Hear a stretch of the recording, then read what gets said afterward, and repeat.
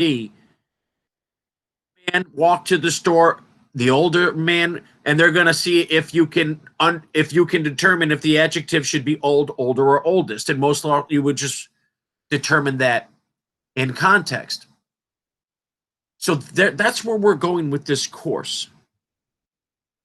So I'm going to stick to the rule, as much as I love you, and as much as I want to present and show you all my research, we're going to start to have some discipline around here. I didn't put on the suit and tie for nothing. The first half of class is research and presentation. You have to have content. The second half of class is what I'm going to call Grammar Guru, comprehensive grammar unit on all 8 parts of speech and all the sentence structure and all the prep that is the first 44 questions of the SAT.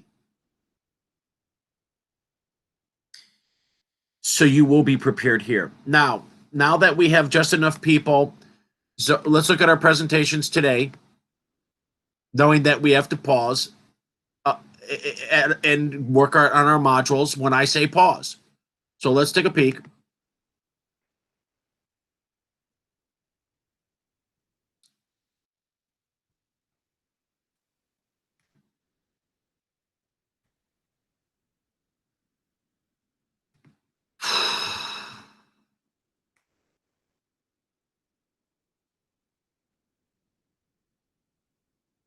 Is Daniel Vasquez here? He never did Edward Hillary.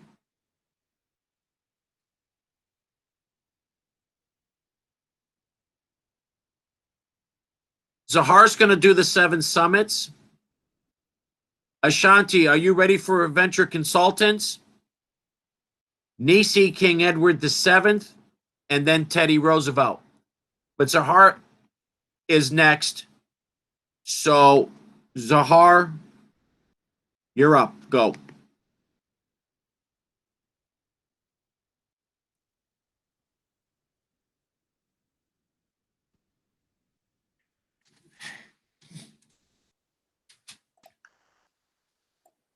You can see my screen, right?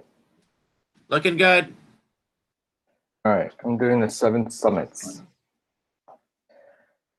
Cartan's Pyramid, or Panak Jaya. Height level 16,224 feet. Located Pompeia, Indonesia. Death rate less than 500.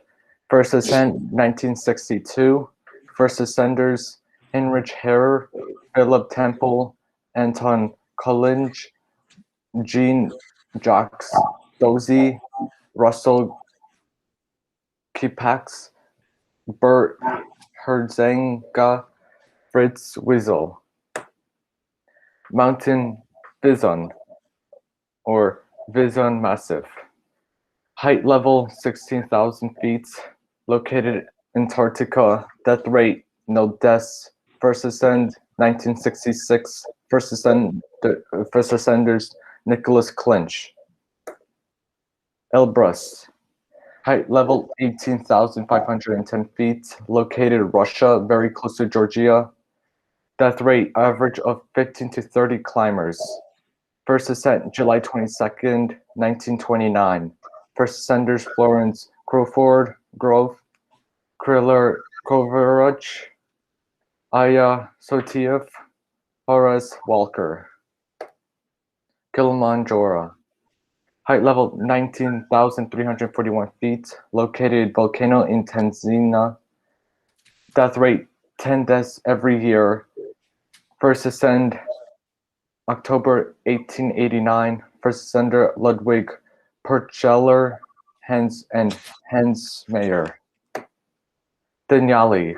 Height level 2,308 feet. Located Alaska. Death rate from 1903 through the end of 206 climbing season, 96 individuals died on Denali. The fatality rate is declining and it is 3.8 out of 1,000 summit attempts. Of the 96 deaths, 92% were male, 91% occurred on the West Bartres roads, and 45% were due to injuries sustained from falls. First ascent June 7, 1913. First ascenders, Robert Bantam, Harry Cartens, Walter Harper, Hudson Stock. Aconcagua. Nickname Mountain of Death. Height level 22,841 feet. Located in Mendoza, Argentina. Death rate more than 100 people. First rate 1897. First ascender Matthias Zerbringen. Finally, Mount Everest. Height level 29,332 feet. Located between Nepal and China. Death rate at least 200 bodies are spread across the mountain. Some were not discovered due to snow cover and glacier falling. First ascent May 29, 1953. First ascenders at Amon Hillary and Tenzing Norgay. Is my work cited. Good work. Can you hear me? I don't think I'm. Yeah, I can hear you. Oh.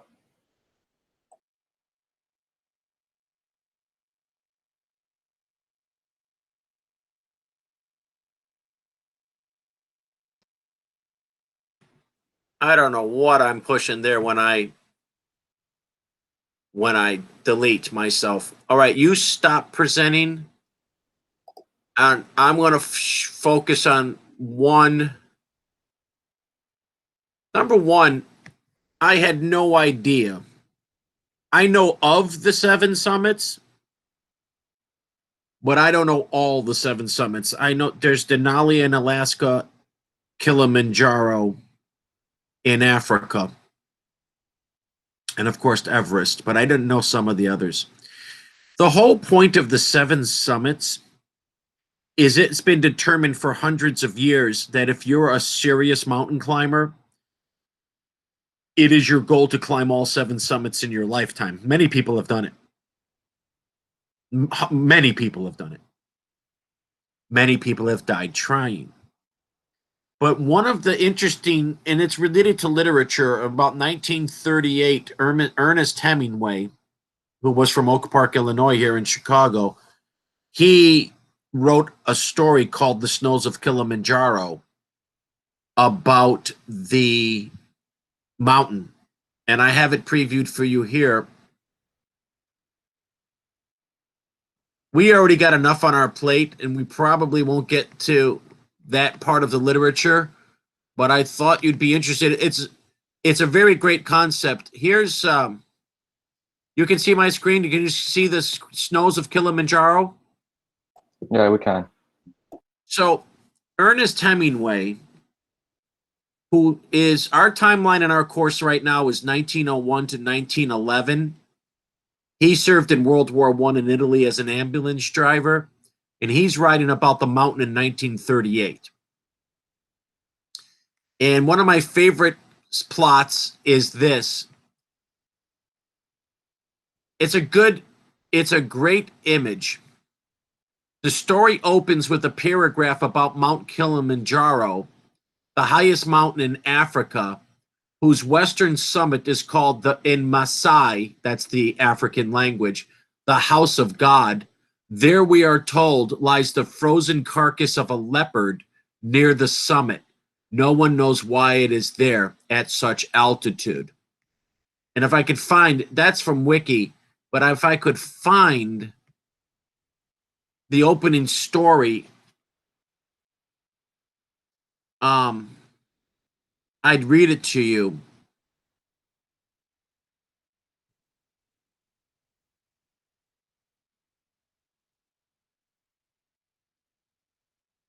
Now, it's not in the public domain, so you can't get it free off the internet. And I do believe my copy of it's still at school. I know it's not in the house. I have 2 volumes of Hemingway in the house. I don't think it's 1. All right, so we're not going to be able to read that story today, but you could look at it.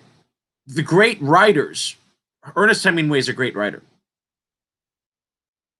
Once the mountain climbing culture gets into the world of literature, It only adds to the mystique and the challenge. And the more I think about it, the more I think the reason it's so adventurous is because you could die. Like Irvine and Mallory. Remember, they died for glory. All right, next presentation. If you're not ready, I don't judge. So don't go crawling under a rock. Just be honest. I ain't put in a 0 yet for you. I understand. I get it. Not my first day in the classroom. It's my 5th. All right, so Zahar, I already gave you your points when you emailed me last night. So your 8th grade book reflects the 200 points for upload and presentation. Thank you. You should have seen it already. I did it last night when you emailed me. Thursday, now I'm Daniel Vasquez. I do not see, so we're stuck on Edmund Hillary. I'm going to ask either Ashanti or Nisi now for either Adventure Consultants or King Edward. Who's got one to go? Ashanti? Is she not here?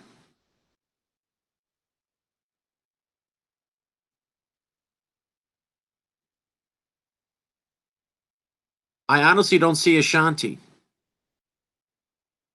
Nisi, are you ready to go with King Edward? Yeah. All right, you go. Okay. I'm going to see if I give you your credit. Go ahead. You're still presenting. I know I'm slow.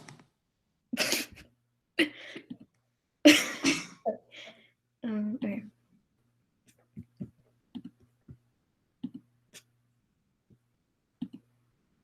Can you see it?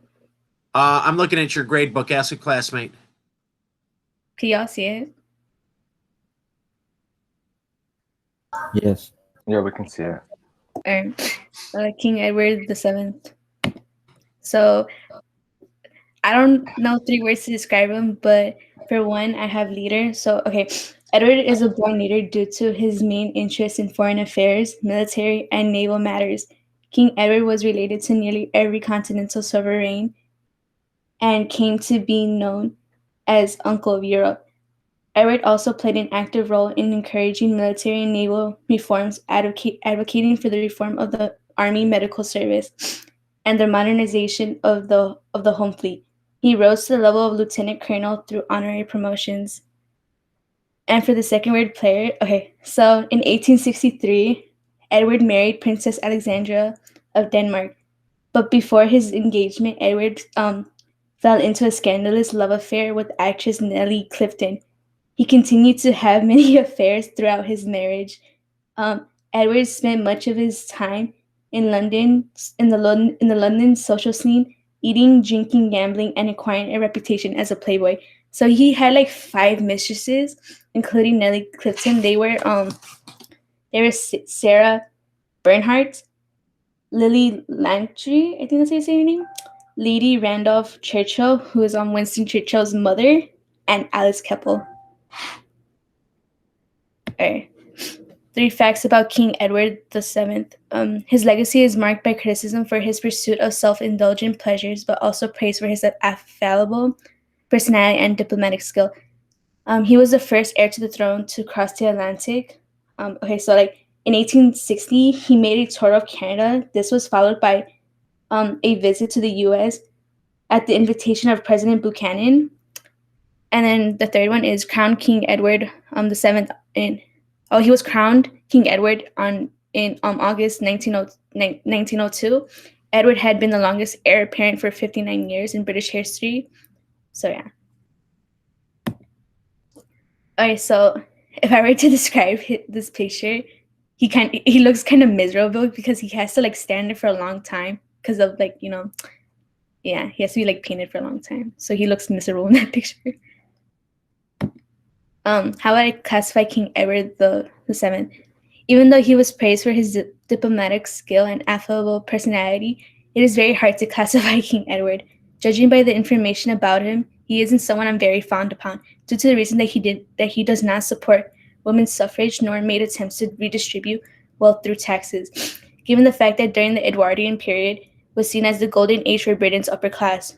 Though the rigid British class system had held firm, rapid industrialization increased economic opportunity, creating conditions that allowed for more social mobility and with it, more social change. There was a rise in socialism and attention to the plight of the poor, as well as a push for women's voting rights. Important dates in King Edward's life. November 9th, 1841, at Buckingham Palace, Prince Albert Edward was born. He was created the Prince of Wales on December 8th, 1841, and baptized on January 25th, 1842.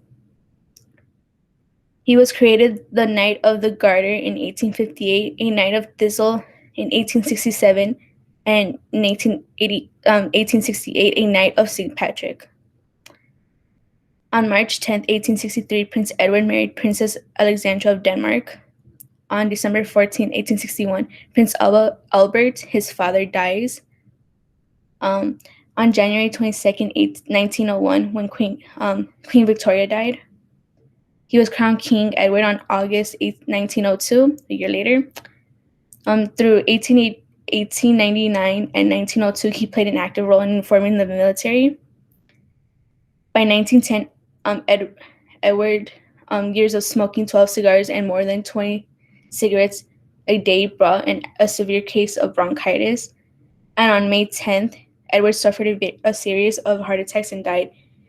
Edward was buried at Windsor Castle on May 20th, 1910. So, this one's like, you have to like compare two people together. So I did King Edward and Edgar Allan Poe.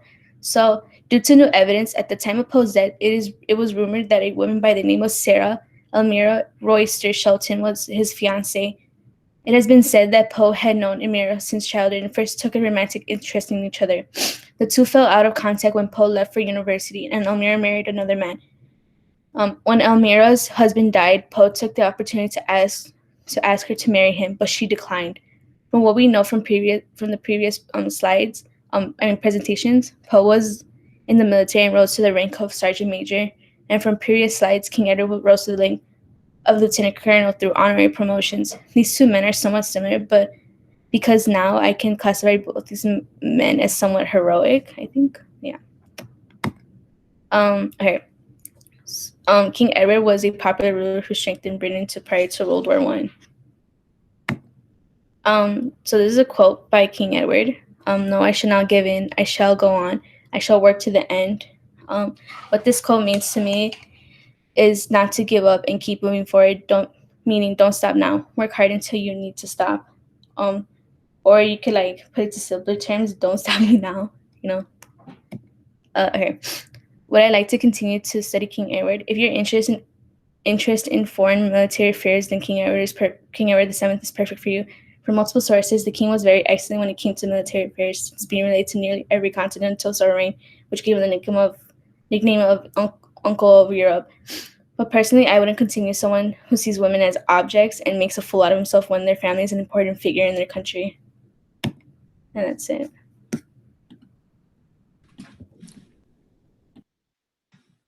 Oh, fuck.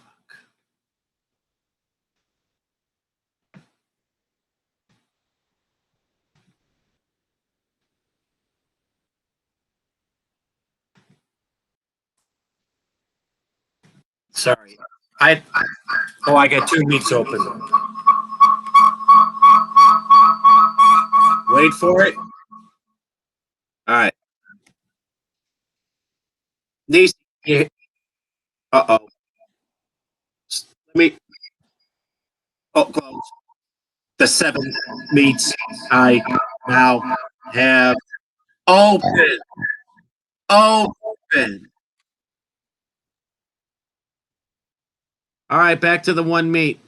I just launched 3 meats by accident. Awesome. Nisi, can you hear me? Am I on planet Earth? Hello? Yes, I can hear you. You get A+. Everybody can get A+ here. Not just Nisi. All of you. If you understand the learning. If you really paid attention, you saw me struggle to define the Edwardian era.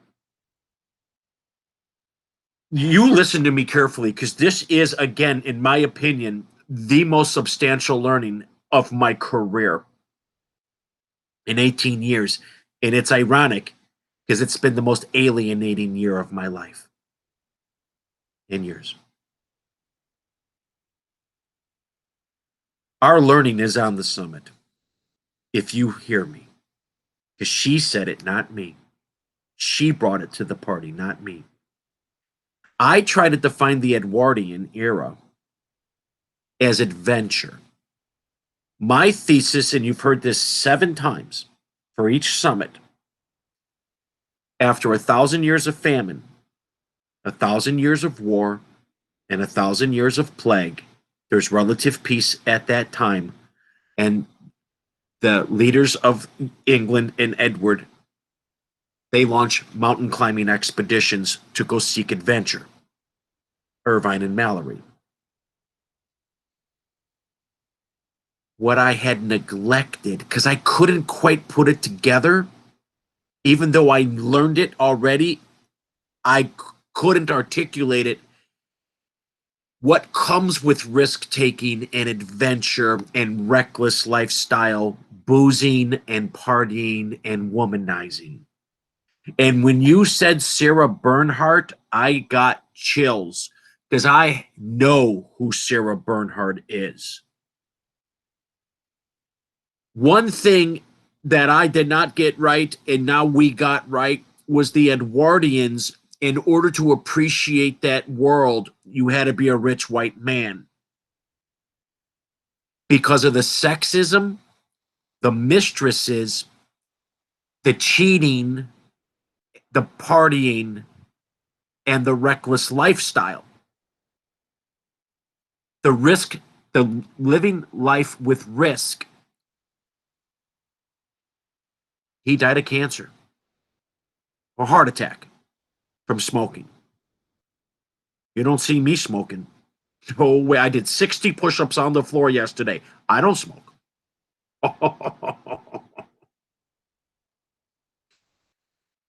Don't you dare. If you're on vape, you're wrong. That is BS. That's the stupidest thing you can do. If you're on vape, email me privately. I'll give you something far better.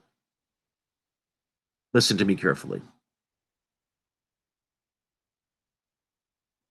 Sarah Bernhardt was his mistress. She's one of the greatest American, wait a minute, is she American? Theater actresses in a pre-movie world, and we're going to add her to the list. She's amazing. She was a woman in a man's world, and she not only used her intelligence, her beauty, her charm to compete. She's amazing.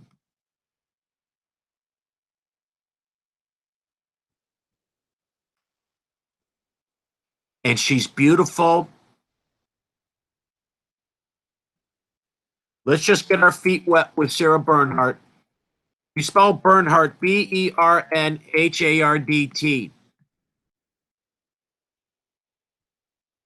This, ladies and gentlemen, is Sarah Bernhardt.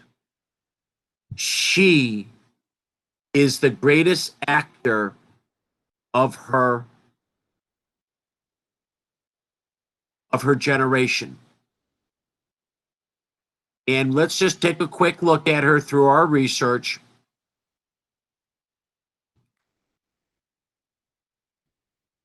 I had a Sarah Bernhardt collection, but I lost it. I can't find it. It got lost in a move. I had original portraits of her that she sat for. I'm not even playing with you. You know I would never joke with you. I lost a portrait of Sarah Bernhardt in a move in 2012. That portrait is worth $7,000 to $10,000. I lost it. I don't know where it is. I've been looking. I gave up looking for it. Sarah Bernhardt, born Henriette Rosine Bernhardt. Oh, she was French. I don't know why I knew she wasn't English. Was a French stage actress who starred in some of the most popular French plays. And I had the Alphonse Mucha portrait of her. Alphonse Mucha was a famous artist who painted a picture of Sarah Bernhardt. He only painted a few, maybe less than 100, and I had one in my collection. I lost it. It's worth $10,000, and it was signed by Sarah Bernhardt. Let's not dwell on that. And then you're going to see here Nouveau, and I'm going to have to show you now Nouveau. Okay.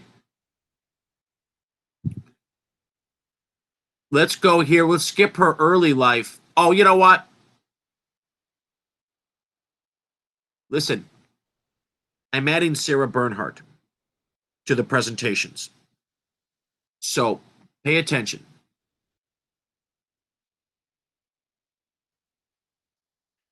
Gosh, I hope you're not confused.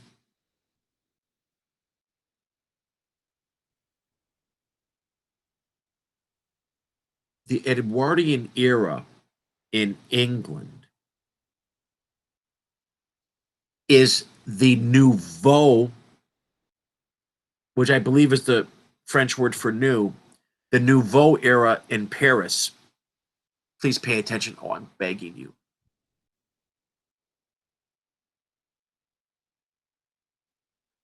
England is developing their adventure. And as Nisi pointed out, their mistresses. French is going to their artistic revolution with the Nouveau. Art Nouveau is a very creative style. I'll just briefly Google it.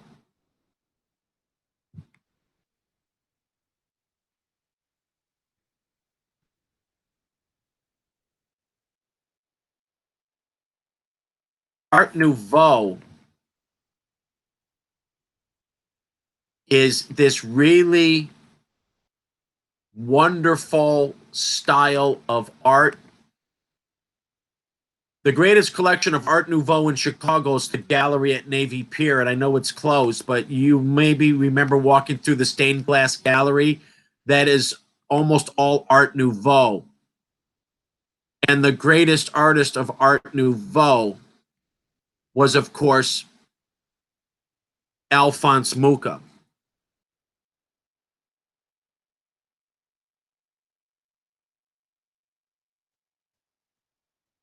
From Czechoslovakia. So here's what we're going to do. I have lots of Mucha in the house. I have drawers of Mucha. I specialize in Mucha. I could show you plenty of Mucha artwork. I probably have, I don't know. It's more than a dozen. Now here's what I think we should do. Oh, it might be too much. Let's pause. If I do assign this, because we're not quite done with the mountain climbing. If I do, this will be the next round. Monday, I might add Sarah Bernhardt in some other, whatever else is happening at that time. But you'd love Sarah Bernhardt. French stage actress, the most beautiful woman in the world. Playing on stages, competing with men for both fame and popularity and the right to be considered the best. Sarah Bernhardt directly challenges the male-dominated world of the Edwardians. Because she was no fool. All right, now everybody pause. Next presentation. Or no red ink. It depends on who can present next.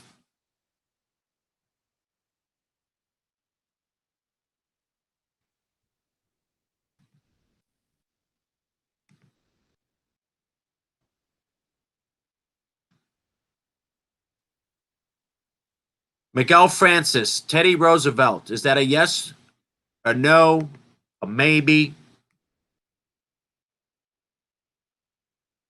Yeah, I have it. Okay, how about next Tuesday? Okay, sounds good. Okay. You don't get your points until you do. So you just I'm not threatening, but that extra 100 is how you get an A here. I'm just saying to all of you, to all of you. So, and I don't see Ashanti here today. I'll take attendance. Here's what I want you to do now.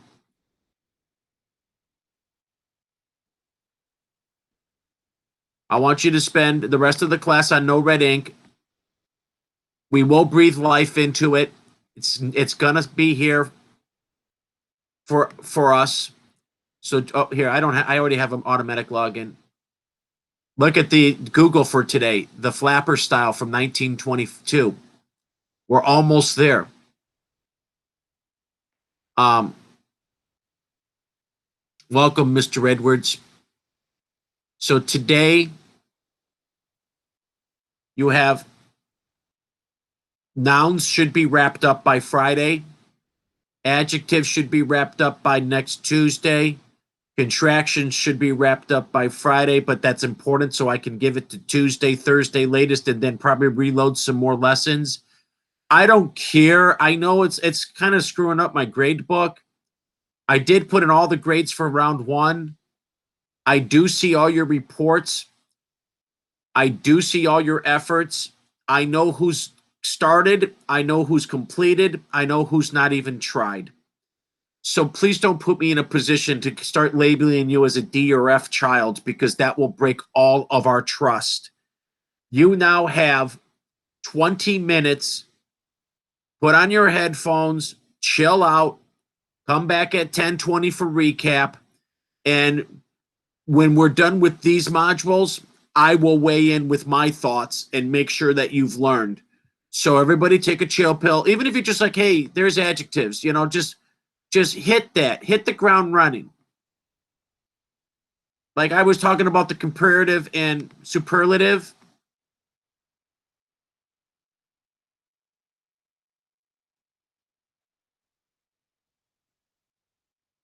Here it is. Here's your comparative. Here's your superlative. And all of these modules have to be taken. Tricky adjectives.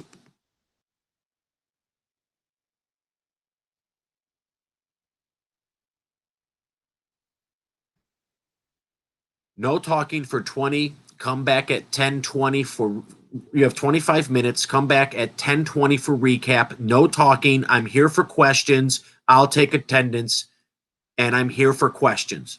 Begin now, go.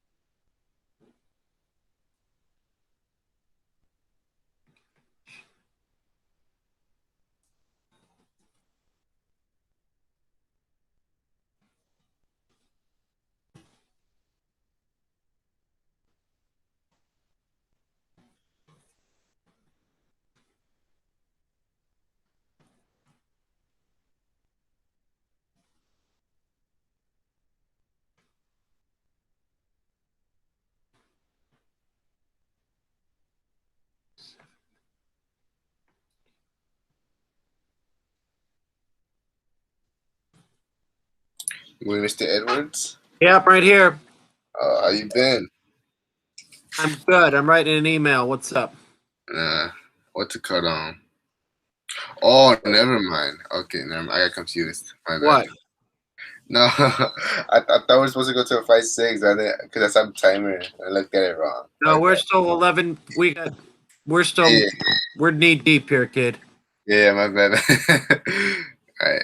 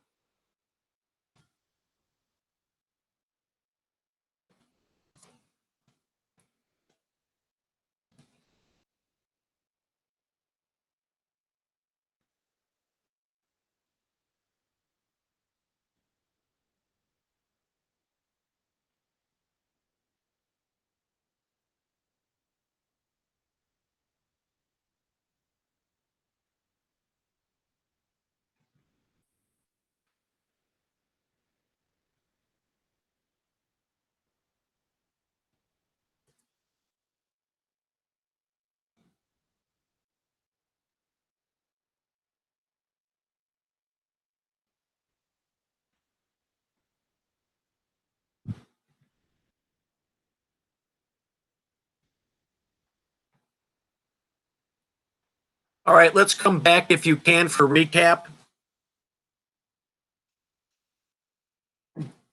Is anybody there that's don't has headphones on or whatever that can hear my voice just so I can recap? We're out of here in 4 minutes.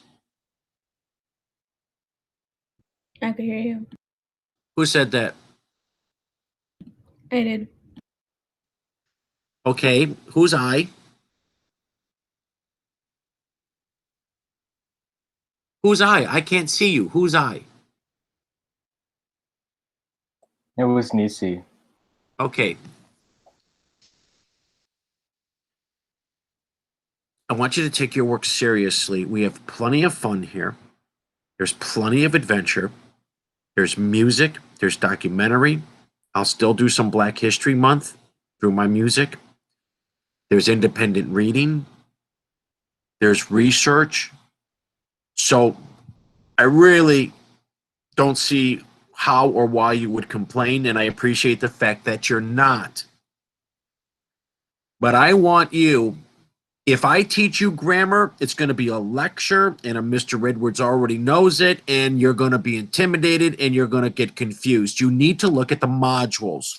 You need to see grammar rule, adjectives, example. Second grammar rule, adjectives, example. Now apply the learning, hit practice, take the quiz. If you don't do well, retest. And then after, again, like a week on adjectives, I will talk to you. I will be like, okay, on, just as a check-in or something, open up a Google Classroom instruction. Okay, everybody has 5 minutes. Write me a sentence that uses a comparative adjective. Go. All right, time. Write me a sentence that uses a superlative adjective. Go. Write me a sentence that uses an abstract noun. Write me in a sentence that uses an apostrophe S, singular. And then I'll know. And if you're like, nah, I don't got this, then we go back and retest.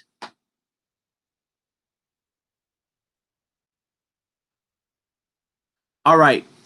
I'm very proud of the presentations today. You have no idea. First time in 18 years, a student has stumbled upon Sarah Bernhardt in my class, the great French actor.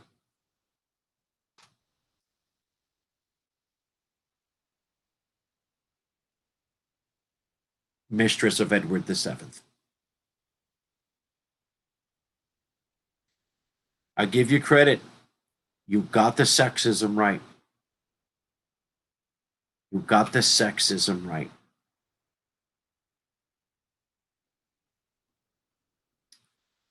All right, let's wait for dismissal, and then you have a wonderful day. And I will see you Monday, and we'll plan next week. And we're out of here. You know the role. I miss you already. All right, go to your next class.